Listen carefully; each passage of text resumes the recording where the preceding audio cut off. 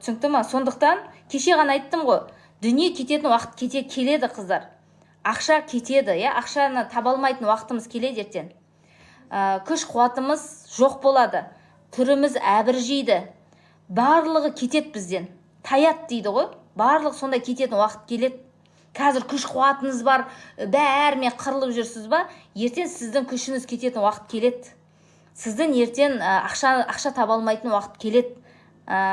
Ертең сіздің жаңағы қалай айтсам екен, түріңіз әбіржейді, барлығы кетеді. Бірақ сізде не қалады? Сіздің ақылыңыз қалады. Сіздің ақылыңыз қалады іште. Сіз жаңағыдай сыйсыз ене болып отырмайсыз уже. Сіз уже ақылды өзінің сөзімен, даралығымен, өзінің ақылымен өз-өзін сыйлата алатын адам болып отырасыз. Мысалға, ақсақалдар бар ғой үлкен. Төрге шығарамыз оны, неге? Өйткені ол өте сөзі де дұрыс, өзі де дұрыс, жүрген дұрысы, сөзі, ісі, әңгімесі бәрі өзіне жарасып тұрғандықтан оны ақсақал кейбір. Сондықтан бәрі кететін уақыт келеді, қыздар. Бізді айтады ғой, кәрілікке барған кезде сен қандайсың? Сондай қалпын шыға бастайды.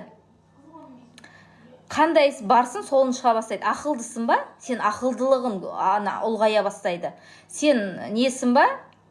Жанжалды бейтіп қалап жүрген сондай адамсың ба? Сондайлығын арта бастайды. Сондықтан біз нені егеміз, соны орамыз неде?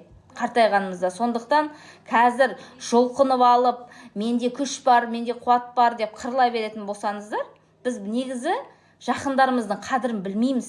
Шыны керек жақындарым. Мына Сайтмұрат Давлатовты көбірек тыңдайтын болсаңыздар, әрбір сөзінде ақыл бар.